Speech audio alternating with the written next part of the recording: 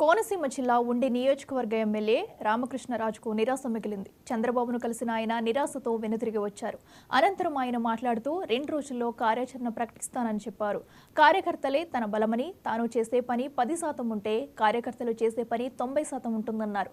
తమ నాయకులు, కార్యకర్తలు చంద్రబాబును కలిసినప్పటికీ స్పష్టత రాలేదని తెలిపారు.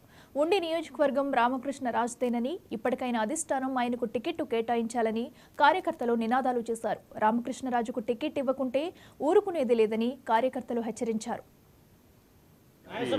ఆయన కూడా తెలియజేయడం జరిగింది. ముఖ్యంగా ఆయన ప్రతి విషయంలో కూడా నేను తెలుగుదేశం పార్టీలో వచ్చిన కాడి నుంచి కూడా అన్ని విషయాల్లో ఏ పని అయితే రాంబాబుకు చెప్పామో ఆ పని అన్నీ కూడా సంపూర్ణంగా చేస్తూ ఉన్నారు. ప్రతి ఒక్క కార్యక్రమంలో ఏదైతే చెప్పామో అన్నీ కూడా చురుగ్గా పాల్గొంటూ ఉన్నారని అన్నీ కూడా చక్కగా చెప్పడం జరిగింది. కార్యకర్తల యొక్క మనోభావం ఒక పక్కన కాన్స్టిట్యున్సీలో ఆమరణ నిరాహార దీక్ష చేస్తూ ఉన్నారు. 3 సభ్యులు తెలుగుదేశం పార్టీ యొక్క జిల్లా కార్యవర్గంలో పనిచేసినటువంటి వ్యక్తులు కానీ, తెలుగు యువత కానీ, వారికి ఈరోజు చూస్తే బీపీ డౌన్ అయ్యి వారు కూడా ఇబ్బంది పడేటువంటి పరిస్థితి 3వ రోజు కొనసాగుతూ ఉంది. అదేవిధంగా ఒక రోజు ప్రత్యేకంగా అందరూ కూడా ఒక మోటార్ సైకిల్ ర్యాలీ పెట్టి సంఘీభావం తెలియజేయడం జరిగింది. ఒకరోజు పబ్లిక్ మీటింగ్ పెట్టి అబ్జర్వర్లను రమ్మని వారి యొక్క అభిప్రాయాన్ని కూడా తెలియజేయడం జరిగింది. ఇంకొక రోజు అదేవిధంగా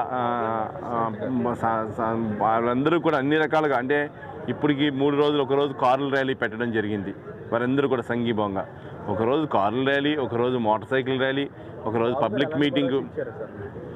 బాబు గారు ఒక నిర్ణయం అయితే నేనేమీ తీసుకోవాలా, ఈ యొక్క కార్యకర్తల మనోభావాలను గౌరవిస్తా, రామరాజుని యొక్క కూడా గౌరవిస్తా, ఎట్టి పరిస్థితుల్లో నా యొక్క ఆలోచన మేరకు రేపు ఎల్లుండా కూడా 2-3 రోజుల్లో ఏదైతే ఇది సంబంధించినటువంటి విషయం ఉందో దీన్ని పరీక్షించి అది ఏదైతే సంబంధించినటువంటి కొన్ని పొత్తుల్లో భాగంగా ఇక మాట్లాడవలసినవి ఉన్నాయి అవన్నీ కూడా మాట్లాడి ఒక మంచి నిర్ణయమే తీసుకుంటాను, కానీ ఏమీ జరగదని చెప్పి కార్యకర్తలకి భరోసా ఇచ్చారు.